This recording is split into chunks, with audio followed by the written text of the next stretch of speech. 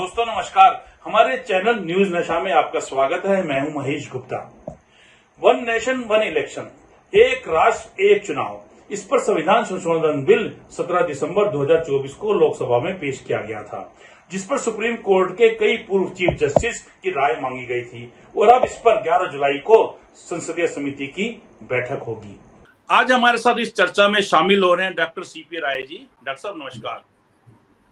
Doctor साहब, 11 जुलाई को meeting होनी है जेपीसी की, और जेपीसी की मीटिंग में जो एक हमारा इशू था कि एक देश एक चुनाव, वन नेशन वन इलेक्शन, इस पे चर्चा होनी है। इस पे जो बिल आया था हमारा, ये जो रखा, इसके अंदर बिल रखा गया था, इसके अंदर जो है सबसे पहले जो चीफ जस्टिस है सुप्रीम कोर्ट के 4 chief justice, farmer chief justice, उनकी राय इसमें ली जा रही है। तो एक तो है former chief justice U U Lalit ji ने अपना ये राय दी थी कि इसमें किया जाए, लेकिन इसको चरणबद्ध तरीके से किया जाए। लेकिन साथ ही उन्होंने कहा था कि अगर चरणबद्ध तरीके से करते भी हैं तो जो कुछ विधानसभाएं हैं जिनका समय कार्यकाल रह रहा होगा, बच रहा होगा, उनको दिक्कत आ जाएगी। उसके बाद जो हमारे फॉर्मर चीफ जस्टिस हैं डॉक्टर DY चंद्रचूड़ जी, उन्होंने भी 3 दिन पहले अपनी राय, लिखित राय भेज दी है।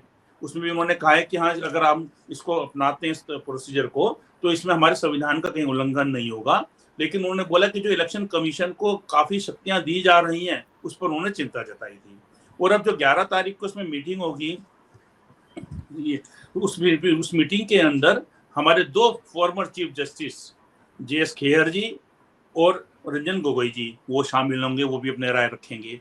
तो ओवरऑल अगर अभी तक की जो राय निकल के आई है सुप्रीम कोर्ट के फॉर्मर चीफ जस्टिस की, वो उसमें पॉजिटिव निकल के आई है। साथ में जो उन्हें दिखते उन्होंने बताया, उसका समाधान बताया है। आपका इस पे क्या नजरिया है सर?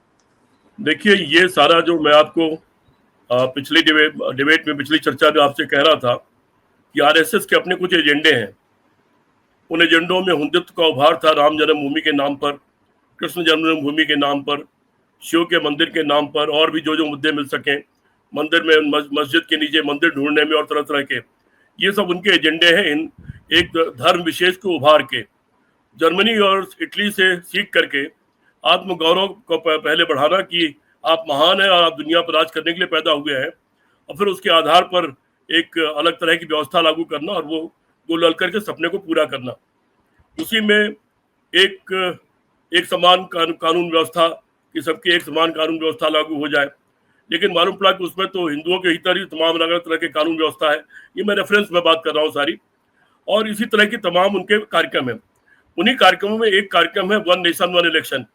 भारत एक बहुभाषी, बहुक्षेत्रीय देश है।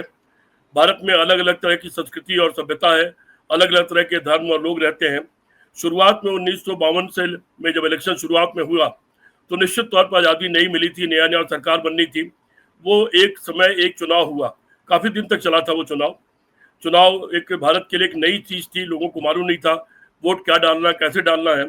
लेकिन उस वक्त के चीफ जस्टिस ने इतनी समझदारी से काम किया कि एक बैलेट पेपर के द्वारा वोट की व्यवस्था की, और कैसे चुनाव होगा, कैसे निष्पक्ष चुनाव होगा, कैसे सबकी भागीदारी होगी, वो सारा कुछ किया था। उसके बाद फिर प्रदेशों का नए सिरे से भाषा के आधार पर विभाजन शुरू हुआ। थानू पिल्ले की सरकार गिर गई केरला में, उन्हीं के खुद के अपने पार्टी ने ही सरकार गिरा दी।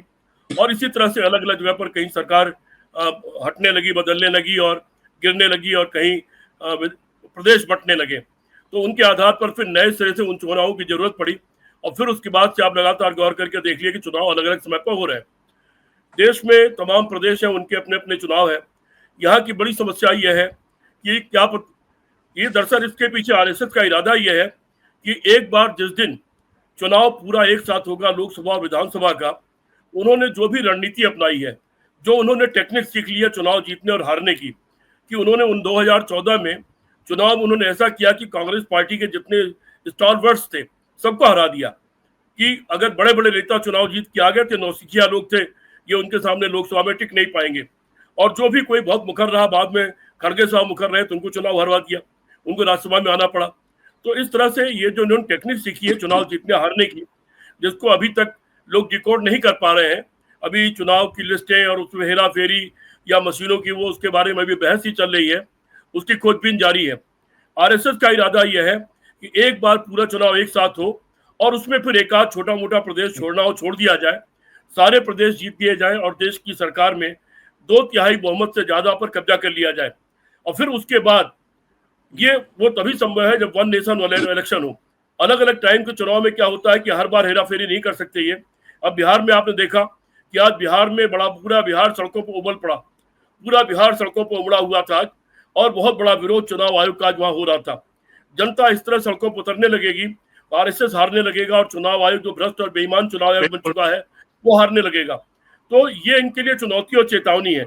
इसलिए एक ऐसी व्यवस्था ही चाहते हैं, उस व्यवस्था के अंदर एक बार पूरा चुनाव एक साथ हो, और ये अपने सारे हथकंडे एक साथ अपना ले, और सारे चुनाव एक साथ जीत जाए, और जीतने के बाद फिर ये आरएसएस की तानाशाही लागू कर सके। उसके बाद चुनाव नाम की चीज समाप्त हो जाएगी। चुनाव ऐसे हो जाएगा जैसे रूस और चीन में होता है या अन्य तानाशाही देशों में होता है कि एक चुनाव होगा, उन्हीं की पार्टी लड़ेगी, वही जीतेगी वही हारेगी। नाम के लिए अपने ही कुछ लोग विरोध में खड़े कर दिए जाएंगे, उनमें भी 2-4 लोग जिता दिए जाएंगे नाम के लिए विरोध व्यक्त करने के लिए। वो व्यवस्था लागू हो जाएगी। भारत की आजादी और लोकतंत्र, वैसे तो कहा जाता है कि भारत का लोकतंत्र आदिकाल का है, सबसे पुराना लोकतंत्र भारत में रहा है। यहाँ पर संवाद और शास्त्रार्थ से शासन चलता रहा है। यहाँ लोग चुनौती देते रहे और बहस करते रहे हैं, विद्वान लोग बहस करते रहे हैं, और यहाँ पर विद्वानों की पूछ होती रही है शासन चलाने के मामले में, ऐसा कहा जाता है। ऐसी तमाम पुरानी कहानियां मिलती है सुनने के लिए। लेकिन ये जो हमें लोकतंत्र आजादी मिली है और ये हमें संविधान मिला है, ये बहुत लंबी लड़ाई के बाद 1857 जो कि राजाओं की लड़ाई से शुरू हुआ था अपना अस्तित्व बचाने के लिए, से 1947 तक लगातार इतने लंबी लड़ाई के बाद और लाखों लोगों की कुर्बानी के बाद ये आजादी हमको मिली, लोकतंत्र हमको मिला है। क्या हम ऐसे ही खो देंगे? आरएसएस का तो आजादी से कोई लेना देना नहीं, लोकतंत्र से कोई लेना, उनको लोकतंत्र पसंद नहीं है, तिरंगा झंडा उनको पसंद नहीं है, ये संविधान विद्वानों के द्वारा बनाया गया उनको पसंद नहीं है। तो वो तो अपना एक एजेंडा लागू करना चाहता है जो उसका 100 साल का सपना है, और 100 साल पूरा होने के बाद उसको जल्दी है कि कितनी जल्दी उसको लागू कर दिया जाए। ये बड़ी खतरनाक स्थिति है महेश जी, इसके लिए बहुत चौकन्ना रहना पड़ेगा। जहां तक ये चीफ जस्टिस लोगों का सवाल है, इनका अतीत हम लोगों ने देखा है। इन्होंने उन कुर्सियों पर बैठ के कैसे पैसे फैसले किए हैं, आधे अधूरे फैसले इधर किया उधर किए। एक सज्जन तो सीधे कुर्सी से उतरे और सीधे राज्यसभा में जाकर के बैठ गए। उन्होंने चीफ जस्टिस के पद को शर्मिंदा किया। चंद्रचूड़ साहब से बड़ी उम्मीदें थी, क्योंकि जब तक वो प्रदेश के हाई कोर्ट के चीफ जस्टिस थे तब तक उनकी बड़ी बहादुरी के किस्से हम लोग सुना करते थे। बड़ी उम्मीदें थी कि जो देश के लोकतंत्र को बचाने वाले मुद्दे होंगे, जो देश के सरोकार और मूलभूत मुद्दे होंगे, उन पर वो निर्णायक कुछ बहस करवाएंगे और निर्णायक फैसले देंगे। लेकिन उनके सारे फैसले, वो चाहे कश्मीर का सवाल हो, चाहे चुनाव आयोग का सवाल हो, चाहे जो पैसा लिया गया चंदे के रूप में, जो इलेक्टोरल बॉन्ड लिया गया उसका सवाल हो, और या खुद मंदिर का सवाल हो, इन सारे मुद्दों पर इफ एंड बट तमाम छोड़ करके इन लोगों ने फैसले दिए हैं। फैसला वो होता है जैसा अमेरिका में हुआ। अमेरिका में ट्रंप के खिलाफ एक मुकदमा था और छोटा सा कोर्ट था, डिस्ट्रिक्ट कोर्ट। उस डिस्ट्रिक्ट कोर्ट ने अमेरिका के राष्ट्रपति को राष्ट्रपति होते हुए अपराधी ठहराया। उसने सिद्ध किया कि ट्रंप अपराधी है, ट्रंप को जेल जाना चाहिए, इनको यह सजा दी जाती है। लेकिन फिर उसमें इफ एंड बट ये आ गया, चूंकि वो आज राष्ट्रपति के पद पर बैठे हैं और इसके लिए उनको इम्यूनिटी प्राप्त है, इसलिए वो जेल नहीं जा पाएंगे। लेकिन उसने अपनी सजा सुनाई। न्याय इसको होता है कि न्याय हो, उसमें कोई बड़ा छोटा, सरकार या गरीब, उसमें कोई आड़े ना आने पाए, वो न्याय होता है। तो ये जो मुख्य न्यायाधीश भूतपूर्व लोग इसमें जा रहे हैं, ये सारे लोगों को मैं तो ये मान के चल रहा हूं कि थोड़े इनसे इफ बट के एक आध बातें कहलवा दी जाएंगी कि ऐसा लगे कि कुछ निष्पक्ष बातें कर रहे हैं। लेकिन इनके साथ ऑलरेडी सरकार की अंडरस्टैंडिंग हो चुकी होगी, संघ से इनके रिश्ते तलाशने पड़ेंगे। जरा बैकग्राउंड में देखना पड़ेगा कि इनमें से कौन कौन लोग अपने बचपन में संघ की शाखाओं में गए हैं या इनके परिवार के लोग संघ से जुड़े रहे हैं। ये सब अगर छानबीन कर ली जाए तो बहुत सारी चीजें उजागर हो जाएंगी।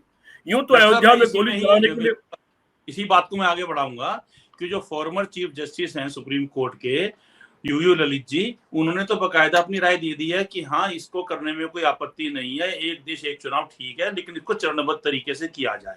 ठीक, एक उन्होंने थोड़ी सी एक समस्या जरूर बता दी कि जो विधानसभा को जिनका कार्यकाल पूरा नहीं हुआ है वहां पे एक समस्या खड़ी हो जाएगी। दूसरे हैं हमारे former chief justice D Y Chandrachud ji, उन्होंने भी साफ कह दिया कि हाँ, इसके अंदर अगर इसमें ये लागू किया जाता है तो हमारी विधानसभा, लोकसभा और विधानसभा के चुनाव एक साथ कराना संविधान के मूल ढांचे का उल्लंघन नहीं होगा। तो कहने का मतलब है कि दो चीफ जस्टिस लोग राष्ट्रीय रास्ते पे अपनी राय दे चुके हैं। ठीक है जी, अब दो चीफ जस्टिस में भी रहना बाकी। हाँ, बताइए। महेश जी, मैंने अभी आपसे कहा कि आरएसएस का इरादा क्या है। इस देश में अगर स्वतंत्र चुनाव होंगे और इस देश में कोई भी दल बदल भी हो सकता, भारी पैमाने पर अगर कोई गलत आदमी सरकार में आ जाएगा, उसके खिलाफ आधे से ज्यादा बहुमत चाहेगा उसको गिरा सकता है। आरएसएस को चूंकि भरोसा है कि वो सारे चुनाव जीत लेगा और सारे चुनाव एक साथ कराएगा, उसके चुनाव में कोई दल बदल नहीं होगा, वो जीत लेगा, उसकी पार्टी में कोई दल बदल नहीं होगा, उसकी पार्टी में कोई सरकार नहीं गिराएगी, उसकी तानाशाही हो जाएगी, चूंकि उसका ही आत्मविश्वास है, उसका ही भरोसा है, इसलिए वो वन नेशन वन इलेक्शन कराना चाहता है। अन्यथा अगर स्वतंत्र चुनाव होंगे, अलग अलग लोग जीतेंगे, अगर सचमुच चुनाव असली चुनाव होंगे, लोग अलग अलग जीतेंगे, तो कहीं पर भी कोई विवाद हो सकते हैं, पार्टियां टूट सकती हैं, सरकारें गिर सकती हैं, सरकारें बदल सकती हैं। और ये लोकतंत्र में बहुत स्वाभाविक है, ये सो लोकतंत्र में कोई नई चीज और बड़ी चीज नहीं है, और होनी भी चाहिए। कोई तानाशाह क्यों होने पाए, कोई गलत आदमी पूरी तरह से शासन पर क्यों बैठा रहे। तो लेकिन चूंकि ये लोग इतने कटिबद्ध इसलिए हैं, और मैंने थोड़ी देर पहले ही आपसे कहा, इन चारों पूर्व चीफ जस्टिस से आरएसएस के लोगों की बात ऑलरेडी हो चुकी होगी, इनकी सारी बातें तय हो चुकी होंगी कि इनको क्या कहना है। उसमें ये दिखाने के लिए कि ये थोड़े निष्पक्ष और स्वतंत्र राय दे रहे हैं, कुछ इफ एंड बट इनसे ही कहलवाए जाएंगे जानबूझ के, वो भी इनकी रणनीति का हिस्सा होगा। मेरी बात ये याद रखिएगा, अभी हम लोग हो सकता है कुछ साल जिंदा रहें, अगर यही स्थितियां रही और आरएसएस तानाशाह हो गया, खैर हमारे जैसे लोग तो जेल में होंगे उस वक्त या मार दिए जाएंगे आरएसएस के लोगों के द्वारा, लेकिन अगर ये स्थितियां रही तो आप देखेंगे जो बात मैं आज कह रहा हूं, मेरी बात अक्षरशः सही साबित होगी। जो बात मैंने 16 मई 2014 को कही थी वो अक्षरशः सही साबित हुई सारी बातें। और समय समय पर विनीता से पूछिएगा, बहुत सारी बातें मैंने कही और बाद में सही साबित हुई हैं। ये आरएसएस का बहुत खतरनाक एजेंडा है। इसके लिए आपके सुनने वाले जो भी 4 लाख 5 लाख 10 लाख दर्शक हो, मैं उनसे कहना चाहता हूं कि जागिए, खड़े होइए, चैतन्य होइए और आप इसको करोड़ों तक पहुंचाइए। इस आरएसएस को रोकिए, इस आरएसएस को खत्म करिए। इस आरएसएस, अगर आरएसएस रहेगा तो देश खत्म हो जाएगा, अगर आरएसएस रहेगा तो लोकतंत्र खत्म हो जाएगा, आरएसएस रहेगी तो आजादी खत्म हो जाएगी, इस देश में गुलामी आ जाएगी, हिटलर और मुसोलिनी की तरह करोड़ों लोग मार दिए जाएंगे और करोड़ों लोग कंसंट्रेशन कैंप में और जेलों में जिंदगी बिताएंगे। अगर वो जिंदगी देखना चाहते हैं आप लोग इस देश में मार काट और युद्ध देखना चाहते हैं, तो आरएसएस को पाल के रखिए, अन्यथा आरएसएस से दूरी बनाइए और कोशिश करिए कि आरएसएस धीरे धीरे खत्म हो जाए। उसका रहना इस देश के लिए खतरनाक है और ये सारे आरएसएस के एजेंडे हैं। जी महेश जी। डॉक्टर साहब, इसमें एक इशू ये है कि थोड़ा सा हम आरएसएस से हटके भी अगर हम बात कर लें तो ये है कि 2019 से 2024 के दौरान जो 5 सालों में भारत में 676 दिन आदर्श आचार संहिता लागू रही, यानी कि प्रति साल लगभग 113 दिन। और अकेले 2024 के लोकसभा चुनाव में ही एक अनुमान है कि 1 लाख करोड़ रुपए खर्च हो गए। तो जो बार बार चुनाव होते हैं उसमें खर्चों की भी कमी आएगी, और जो आचार संहिता चुनाव आचार संहिता है के कारण जो है सरकारी काम, ये दोनों चीजें गलत है। ये दोनों चीजें गलत है। चुनाव के दौरान आप कोई ट्रांसफर पोस्टिंग नहीं कर सकते, लेकिन चुनाव आयोग की सहमति लेके आप कर सकते हैं। चुनाव के घोषणा होने के दिन तक जितनी योजनाएं घोषित हो चुकी होती हैं उन पर सब पर काम हो रहा होता है, उसका काम कभी नहीं रोका जाता। सरकार के काम कभी भी नहीं रुकते हैं। विकास के काम, शिक्षा के काम, स्वास्थ्य के काम, सुरक्षा के काम, अंतरिक्ष के काम, ये सारे काम जो चलने वाले भविष्य के काम है वो रोके नहीं जाते हैं। सिर्फ सत्ता पार्टी मनमाने तरीके से उसका फायदा न उठाने पाए उन चीजों पर रोक होती है, लेकिन उसमें भी चुनाव आयोग की सहमति से बहुत सी चीजें होती रहती है। नंबर 1 बात। दूसरी बात, लोकतंत्र है तो ऐसे ही चलेगा, पूरी दुनिया में सारे चुनाव ऐसे ही होते हैं। तीसरी बात, जो खर्चे की बात आपने की, तो खर्चा कम तो नहीं हो जाएगा। चुनाव बार बार नहीं होता है, चुनाव अलग अलग प्रदेश का अलग अलग टाइम पर होता है। पूरे देश का चुनाव एक साथ होगा तो कितने करोड़ आपको मशीनें चाहिए, कितनी बड़ी फोर्सेस चाहिए। और अभी जब थोड़ा सा चुनाव होने पर यह चुनाव आयोग कह रहा है कि हम पेपर से गिनती नहीं करा सकते क्योंकि 4 दिन 5 दिन लग जाता है, 2 दिन लग जाता है, पेपर बैलेट से हम गिनती नहीं करा सकते। जब ये चुनाव आयोग कह रहा है, जब चुनाव आयोग ये कह रहा है कि अभी हम इतने दिनों तक आपको वोटर्स की लिस्ट नहीं दे सकते, तो फिर जब ये पूरे 140 करोड़ लोगों के चुनाव का सवाल आएगा तो वो कैसे होगा। और 140 करोड़ के चुनाव जब एक दिन में होगा, उसके खर्चे का आप अनुमान लगाइए, उन मशीनों का अनुमान लगाइए, जितने करोड़ मशीनें उस दिन लगेंगे उसके लिए। तो ये सब मजाक की बातें। जो वर्तमान व्यवस्था है महेश जी, वो बेहतरीन व्यवस्था है। उसमें सिर्फ एक कमी है कि चुनाव आयोग आरएसएस का बधुआ मजदूर बन गया है, उसको स्वतंत्र हो जाना चाहिए। वो स्वतंत्र हो जाए तो हमारा लोकतंत्र एक बेहतरीन लोकतंत्र है। टीएन शेषन ने यह सिद्ध कर दिया कि भारत का चुनाव आयोग बेहतरीन चुनाव आयोग है। 1952 के मुख्य चुनाव आयुक्त ने यह सिद्ध किया कि बिल्कुल नया देश, नई सरकार, पहली बार चुनाव, और फिर भी चुनाव आयोग ने बेहतरीन काम करके और आगे के लिए मार्गदर्शक अपने एक मापदंड तय करके दिखला दिए थे। इन बेईमानों को बेईमानी करनी, इसलिए सब सवाल पैदा हो रहे हैं। अन्यथा कोई भी व्यवस्था होगी उसमें पैसा खर्च होगा, देश की जनता का पैसा खर्च हो रहा है। ये जो तमाम पुल गिर रहे हैं, अभी पुल गिर गया गुजरात में, पहले मोरबी का पुल गिर गया, आज गिर गया, उसमें न जाने कितनी गाड़ियां जमीन में चली गई और कितने लोग मर गए। ये तमाम सड़कें जो धंस रही हैं, ये पैसे सब कहाँ जा रहे हैं? वो हमारे जो 5-6 जहाज गिर गए, वो पैसे कहाँ चले गए? ये सब बातें खाली भ्रमित करने की है। लोकतंत्र होगा तो चुनाव होगा, और चुनाव का खर्चा जनता वहन करती है, और जनता ने आज तक कभी नहीं कहा कि आप चुनाव में पैसा मत खर्च करिए। डॉक्टर साहब, जो चुनाव आयोग की रिपोर्ट है उसमें जो है खुद कहा गया कि 2034 में अगर एक देश एक चुनाव की नीति लागू होती है तो सिर्फ ईवीएम की खरीद पर ही 1.5 लाख करोड़ रुपया खर्च होगा। ये तो चुनाव आयोग अपनी अपनी रिपोर्ट में खुद मान रहा है। उसके अलावा ये भी कहा गया है कि 2034 के चुनाव में अगर दोगुनी करनी होगी सिक्योरिटी फोर्सेस, यानी कि जो हमारी सुरक्षा स्टाफ है वो दोगुना करना पड़ जाएगा, जिसके लिए जब हम मान के चलते हैं कि 7 लाख कर्मियों की जरूरत होगी तो उस समय जो है 3.5 लाख कर्मचारी जो है चुनाव ड्यूटी में और लगाने पड़ जाएंगे। तो ये सब चीजें भी जो हैं एक देश एक चुनाव एक समस्या खड़ी करेंगे। अभी 5-5, 7-7 चरण में चुनाव होते हैं। आप सोच लीजिए कि उतने ही चरण में उतने चरणों को एक चरण जब कर देंगे तो कितने बड़े पैमाने पर पैसा खर्च होगा, कितने बड़े पैमाने पर फोर्सेज लगेंगी, और चुनाव एक साथ एक दिन में तो शायद नहीं कराया जा सकेगा। फिर भी इतने बड़े देश में तो अव्यवस्थाएं फिर भी रहेंगी। फिर आपकी 17 लाख मशीनें पुरानी गायब हैं, जिनका पता नहीं रहा कि वो 17 लाख मशीनें कहाँ गई, चुनाव आयोग उसका जवाब नहीं दे रहा है। तो ये जो करोड़ों मशीन, 1.5 करोड़ लाख करोड़ की मशीन खरीदी जाएगी, ये खराब भी तो होगी, इसको फिर अगली बार खरीदना होगा। चुनाव कहीं रद्द भी होंगे, कहीं कोई किसी का निधन हो जाएगा, जिसका निधन हो जाएगा तो नियम यह है कि वहां चुनाव नहीं हो सकता, उसका चुनाव फिर 2-4 दिन बाद होगा। तो फिर भी तो चुनाव बार बार होंगे ना। कोई और भी बहुत तमाम तरह के कारण होते हैं जिसके कारण चुनाव रद्द हो सकते हैं, आपदा आ सकती है जिसके कारण चुनाव रद्द हो सकते हैं। तो वो जो कारण आएंगे तो चुनाव तो फिर भी बाद में कराना पड़ेगा। ये सब बेकार की बातें हैं। ये सिर्फ आरएसएस की तानाशाही लादने के जो तमाम फार्मूले तय किए गए हैं उनमें से एक ये फार्मूला है। इससे देश को बच के रहना चाहिए। डॉक्टर साहब, इसमें मैं एक चीज आपसे ये चर्चा भी करना चाहूंगा कि जो फॉर्मर चीफ जस्टिस हैं हमारे डॉक्टर चंद्रचूड़ जी, उन्होंने जो अपनी एक राय दी है कि लोकसभा और विधानसभा के चुनाव एक साथ कराना संविधान के मूल ढांचे का उल्लंघन नहीं है। हालांकि प्रस्तावित बिल में चुनाव आयोग को दी जाने वाली शक्तियों पर उन्होंने चिंता जताई है। तो जो आप पहले भी कह रहे थे कि इफ और बट इनसे लगवाया जाएगा, जो इस प्रकार का इनका जो एक राय आ रही है हमारे जस्टिस चंद्रचूड़ जी की, जो फॉर्मर चीफ जस्टिस हैं, इसको आप किस नजरिए से देखते हैं कि भाई हमारे जो है संविधान के मूल ढांचे से ये उल्लंघन नहीं होगा, कोई छेड़छाड़ नहीं होगी? तो क्या ये कोई पॉजिटिव वो खुद किसी के दबाव में या कुछ लाभ उठाने के लिए कर रहे हैं, या ये वाकई में बात ठीक है कि यहाँ पे हमारा जो संविधान है उसके मूल ढांचे के साथ कोई छेड़छाड़ नहीं होगी? देखिए, अभी तो चंद्रचूड़ साहब अपना घर बचाने में लगे हुए हैं। जी, चीफ जस्टिस का वो घर जो उनको इस समय में खाली कर देना चाहिए था बिल्कुल और ठीक बात। दूसरे अलॉट घर पर चले जाना चाहिए था, अभी तो वो बचाने में लगे हुए हैं। उसके लिए वो खैर उनकी 2 बेटियां हैं जो बेचारी शारीरिक रूप से हमारे यहाँ जैसे स्वस्थ नहीं है।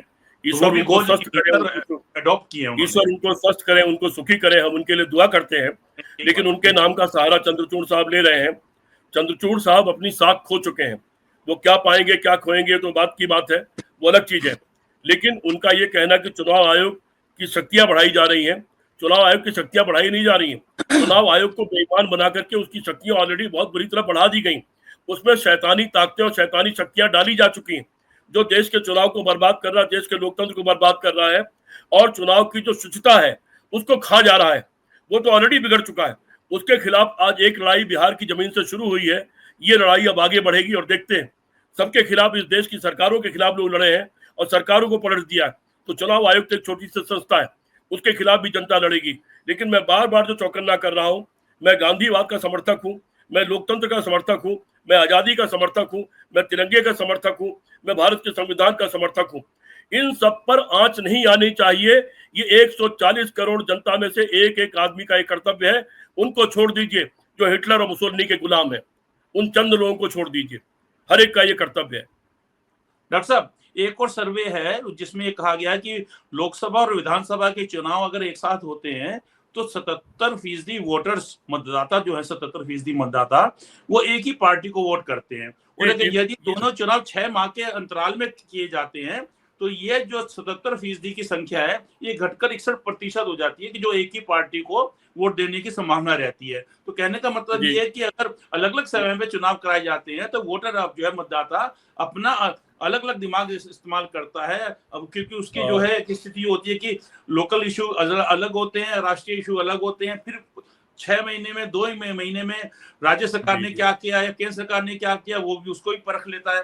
तो इसलिए अलग अलग चुनाव होने में, क्योंकि वाकई में राज्य सरकार राज्य है, लोकल लॉज बोलते हैं उनको, जो अपने वो बनाते हैं विधानसभा में, केंद्र सरकार केंद्र जो केंद्रीय कानून बनाती है वो, तो दोनों को मिक्सअप करना और मतदाता पे ये डाल देना कि कोई मतदाता जाके एक जगह पे एक उंगली दबाएगा, दूसरी जगह पर दूसरी जगह पे उंगली दबाएगा, तो थोड़ा सा अटपटा भी हो जाता है। ये इसका विश्लेषण हुआ था, मैं कहने वाला था, जो मैंने बात शुरू में कही आपने उसको दूसरे तरीके से कहा। मैंने शुरू में एक बात कही कि आरएसएस ये चाहता है कि एक बार चुनाव पूरे देश का जीत लिया जाए, और उसमें उस विश्लेषण का भी हाथ है। ये विश्लेषण एक मनोवैज्ञानिक विश्लेषण हुआ था और उसमें यह तय हुआ था कि अगर सारे चुनाव एक साथ करा दिए जाए गली से लेकर दिल्ली तक, तो मतदाता भ्रमित रहेगा, एक बार जाकर के एक ही निशान को दबाता हुआ चला जाएगा। उसमें मतदाता में इतना अभी भी प्रशिक्षण नहीं है देश में, अभी भी निरक्षर लोगों की संख्या बहुत ज्यादा है, गैर जागरूक लोगों की संख्या बहुत ज्यादा है, तो वो प्रशिक्षित नहीं है कि वो अलग अलग इलाके के लिए नगर पालिका से लेकर दिल्ली तक के चुनाव के लिए अलग अलग मशीन दबाए, इतना वो प्रशिक्षित नहीं है। मैंने इसीलिए शुरू में कहा कि आरएसएस का इरादा एक बार सारे चुनाव को जीत लेना है, और सारे चुनाव जीत लेने के बाद इस देश में उसकी तानाशाही लागू कर देने का है। इसी सबको निगाह में रख करके ये सारी प्लानिंग की जा रही है। डॉक्टर साहब, आप इस चर्चा को हम खत्म करेंगे, लेकिन एक लास्ट सवाल आपसे ये है कि क्योंकि इस समय हमने जो मुद्दा उठाया है वो जो हमारे जो सुप्रीम कोर्ट के पूर्व चीफ जस्टिस हैं, पूर्व मुख्य न्यायाधीश हैं, उनकी जो राय निकल के आ रही है कि पूर्व मुख्य न्यायाधीश यूयू ललित जी, उन्होंने हरी झंडी दे दी अपनी तरफ से। उसके बाद डीवाई चंद्रचूड़ जी, उन्होंने भी हरी झंडी दे दी। Justice Ranjan Gogoi, former chief justice, वो तो खुद भाजपा की गोद में जाके बैठ के रिटायर होते ही वो राज्यसभा के सांसद बन गए, तो उनसे क्या उनकी राय आएगी उस पर तो पूछना ही बेकार है। उसके बाद चौथे बच जाते हैं हमारे पूर्व चीफ जस्टिस खेर साहब, वो भी हैं, जो 11 तारीख को जस्टिस रंजन गोगोई जी और जस्टिस खेर, ये 11 तारीख को जो मीटिंग होनी है उसमें शामिल होंगे। इनसे आप अब क्या उम्मीद रखते हैं? जो हमारा लास्ट सवाल है, इसके बाद हम चर्चा को समाप्त करेंगे। इनसे मैं कोई उम्मीद नहीं करता हूं। ये सब लोग आरएसएस की कठपुतली बनकर जाएंगे, सरकार की कठपुतली बनकर जाएंगे। सरकार से इनकी ऑलरेडी जो कुछ तय हो चुकी होगी बातें, ये वही कहेंगे, वही राय देंगे, और उतना ही उसका विरोध करेंगे या उस पर सवाल उठाएंगे जितना सरकार उनको बता चुकी होगी। चलिए डॉक्टर साहब, आपसे बात करके बहुत अच्छा लगा, शुक्रिया। फिर दोबारा आपसे जल्द मुलाकात होगी। नमस्ते। और आप हमसे जुड़े रहने के लिए सब्सक्राइब करें YouTube पर, फॉलो करें Twitter पर और लाइक करें Facebook पर। और ज्यादा जानकारी के लिए आपको टाइप करना होगा सिर्फ न्यूज़ नशा।